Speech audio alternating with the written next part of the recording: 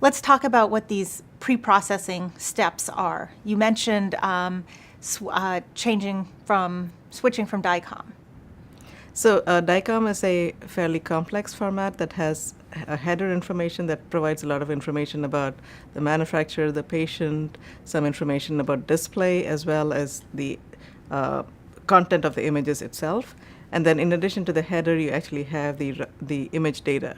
So we typically tend to use the header information to provide some information about how to get the data out of the DICOM file. We then get the actual values of each pixel in the pixel array. We also have information about the resolution of the images. All of that information is utilized by the algorithm, but then once we have the images, we have to then pre-process it to get it ready for the network. Some of the things that the pre-processing might do is to resize them. Many of these networks that we use are expecting images of a certain size, so we might want to crop them, or we might want to sort of skew them. So we do things like that's a fairly standard step, is to get the image into the correct size that we need. We might want to normalize these images. DICOM images can be in 8-bit, 10-bit, 12-bit, 14-bit depth, so the values in that actual image can vary quite a bit. So what are some of the common steps that you would use in pre-processing? So typically we tend to take the image and convert it from DICOM to something else that a Python program, which is what we typically can use. We also do a normalization, we do a cropping. These are the most common steps that people tend to do. So what do you mean by normalization? The images have intensities that are all over the place, and we typically want them in a fairly tight range, because then we can compare more easily the data coming from different scanners, for instance, or data coming from other tools, and so we try to get them looking more similar to each other. So is that the same thing as I do when I'm reading images and I window level my screens? It's similar to that. In a window level, you try to enhance the contrast of certain areas. You might do something like that even with networks.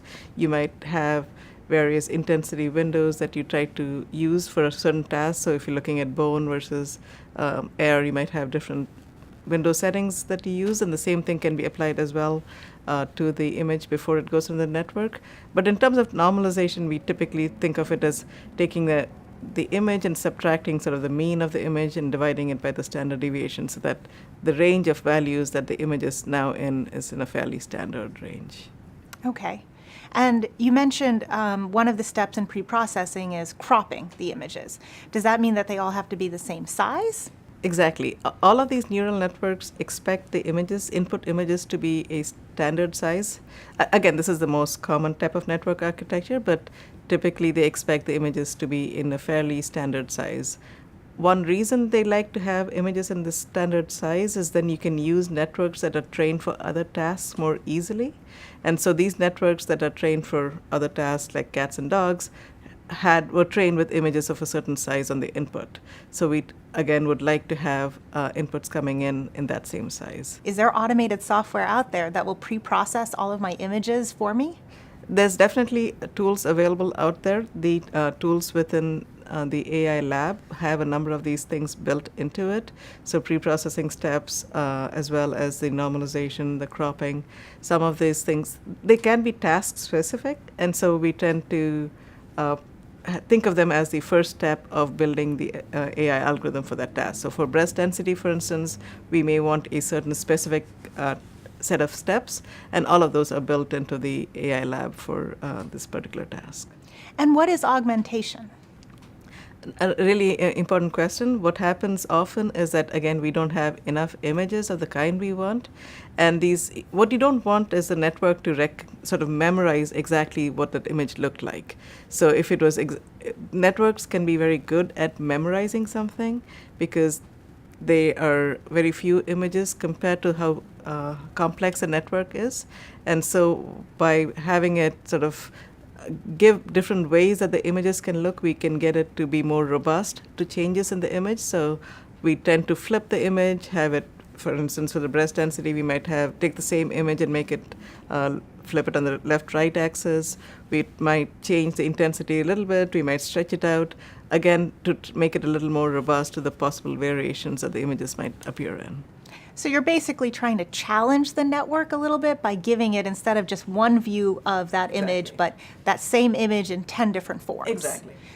Okay. And this has been shown, this augmentation process has been shown to make the networks more robust and allow you to essentially, even though it may seem like you're looking at the same data, you're getting a slightly different view of the same data, and so it allows it to recognize those objects or categories more easily. For instance, if you think of it in a natural scene and you're trying to find a cat in your image, the cat may be in different parts of the scene, so you don't want to just look for the particular finding in exactly one part of the image, so you can crop around the cat, or you can move the cat, you can flip the cat, move the same object into different places so that it's more able to find what you're looking for no matter where it is in the image. So as a radiologist, when I'm reading a scan, I'll often read in the axial plane, the sagittal plane, and the coronal plane. Would you provide images in different planes like that, or would that be a different task? So it depends. A lot of the tasks that we're talking about can be done in 2D or in 3D. For mammograms, we're most obviously looking at 2D images.